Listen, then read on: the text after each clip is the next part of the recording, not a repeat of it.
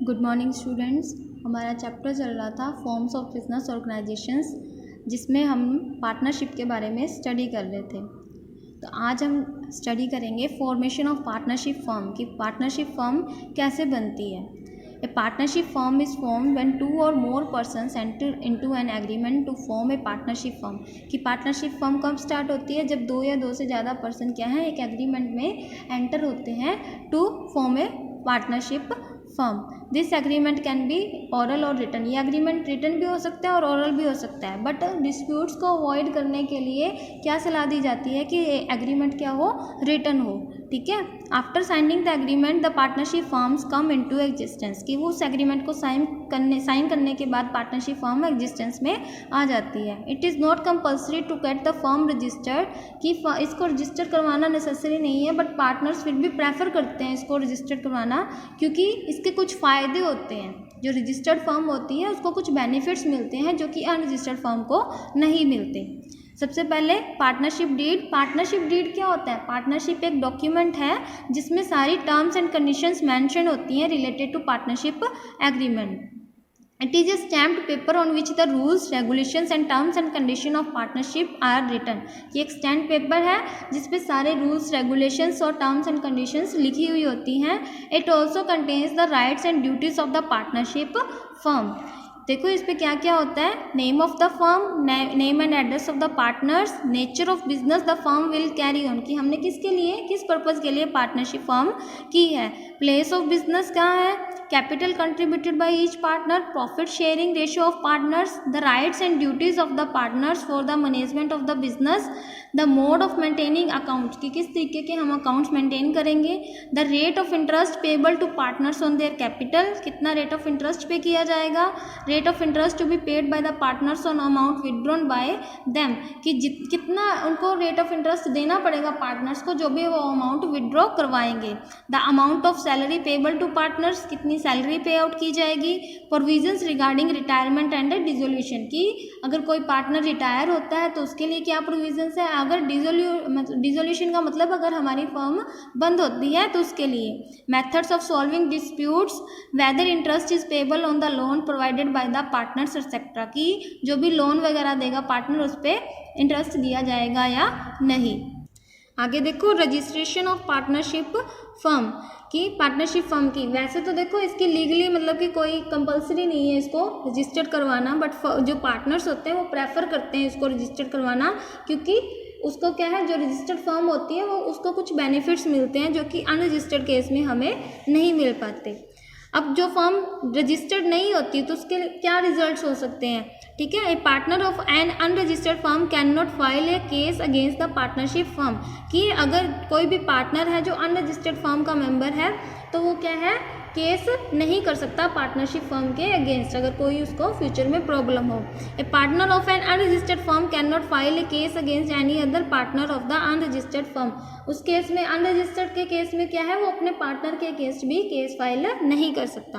N unregistered firm can not file a suit against any third party और outsider for recovery of claim कि जो unregistered firm है वो third party के against भी case file नहीं कर सकती।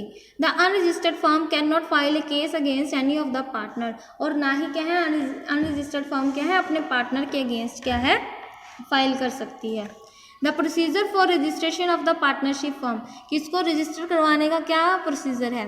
ए partnership firm can be registered any time, that is at the time of formation और लेटर और whenever partners desire to get it registered कि वो क्या है, इसको स्टार्टिंग में भी रजिस्टर करवा सकते हैं जब उसका मन हो, जब पार्टनर्स का मन करे। To get the firm registered, the partners have to apply to the registrar in a prescribed form along with the registration fee। इसके लिए उनको क्या है, एक रजिस्ट्रार से मतलब कि कंसल्ट करना पड़ता है जिसकी क्या है एक रजिस्ट्रेशन फ़ी होती है। Along with application the following information must be supplied मतलब कि उनको अप्लाई करना पड़ता है और उस एप्लीकेशन में उनको क्या क्या इन्फॉर्मेशन देनी पड़ती हैं। फर्म का name, the principal place of the business of the firm, मतलब कि हेड ऑफिस कहाँ है, the name of any other place where firm will be carrying on business, कि एक पर्टिकुलर प्लेस के जगह और कहीं पे अगर फर्म क्या है बिजनेस उसका ब्रांच ऑफिस है तो उसकी information, date of admission of the partners in the firm, कि कब क्या है पार्टनर्स ने ज्वाइन किया, name and permanent address of all the partners, duration of the firm, मतलब कि कितने टाइम के लिए फर्म को ओपन किया गया है, कि फर्म एट द विल है फिर तो मतलब कि जितना उनकी इच्छा अनुसार वो कर सकते हैं, अगर एक फिक्स टाइम पीरियड के लिए या फिक्स पर्पज़ के लिए है तो वो बताना पड़ता है। The application must be signed by all the partners, the registrar will verify the above said information and if satisfied with the authenticity of the information he will issue A certificate of the registration, कि वो पहले verify करेगा जो भी उसको information मिलेगी, अगर वो उसके है ऑथेंटिसिटी में मतलब कि चेकिंग में क्या इन्फॉर्मेशन वेरीफाई हो जाती है कि वो सही निकलती है तो वो एक सर्टिफिकेट इशू करेगा जिसको हम क्या बोलेंगे, certificate of registration. The certificate of registration is an evidence of existence of firm and firms get benefits of a registered firm, कि ये एक एविडेंस होगा कि जो फर्म है वो रजिस्टर्ड है और उसके अंडर क्या है उसको रजिस्टर्ड फर्म के बेनिफिट्स भी मिलेंगे। After registration if any changes are made in the information submitted with registrar then the same changes must be communicated to the registrar, कि रजिस्ट्रेशन के बाद अगर कोई चेंजेस करते हैं हम, ठीक है, तो वो मतलब कि उसकी इन्फॉर्मेशन किसको देनी होगी, रजिस्ट्रार को।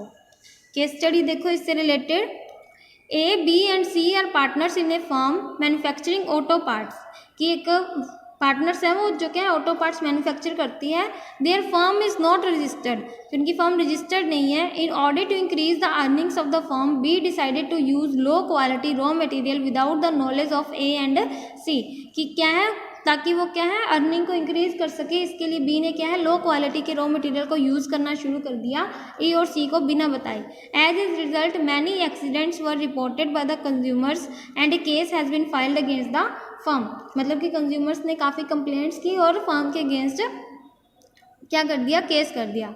Is this wrong act of B is binding on the A and C, कि मतलब कि ये जो रॉन्ग एक्ट था बी का वो ए और सी पे एप्लीकेबल होता है, हाँ होता है, क्योंकि अब ये फर्म रजिस्टर्ड तो है नहीं जिसमें क्या है वो पार्टनर से उसके अगेंस्ट क्या है केस फाइल कर दे, तो ये जो बी का रॉन्ग एक्ट है वो ए और सी पे भी बाइंडिंग है।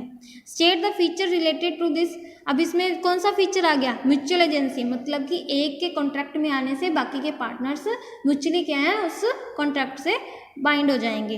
Can consumer file case on unregistered firm, कि क्या कंज्यूमर फाइल कर सकते हैं, यस कंज्यूमर कर सकते हैं, यानी आउटसाइडर पार्टी क्या है हमारी फर्म के अगेंस्ट केस फाइल कर सकती है बट हमारी फर्म उनके अगेंस्ट केस फाइल नहीं कर सकती। आगे can A and C file case on B, क्या ए और सी फाइल कर सकते हैं केस, नहीं कर सकते, ये पहले बता दिया था आपको कि अनरजिस्टर्ड फर्म में कोई भी पार्टनर अदर पार्टनर के अगेंस्ट केस फाइल नहीं कर सकता। एक और केस स्टडी देखो, X Y and Z have mutually decided to set up small factories in rural areas, कि उन्होंने क्या डिसाइड किया स्मॉल फैक्ट्रीज सेटअप करने का रूरल एरियाज में। They decided to hide the association of X with the factory of to outsiders and Y will not take part in day to day activities of business due to his health issues. अब इसने they decided to hide the association of X, मतलब कि x को क्या है hide करने का सोचा, क्या हो गया वो सीक्रेट पार्टनर हो गया। Y will not take part in day to day activities, और वाई क्या है डे टू डे एक्टिविटीज़ में पार्ट नहीं लेगा। अब जो डे टू डे एक्टिविटीज़ में पार्ट नहीं लेता उसको क्या बोलते हैं sleeping partner. Due to this his health issues however Z will take active part in all activities, इसको क्या बोलेंगे एक्टिव पार्टनर।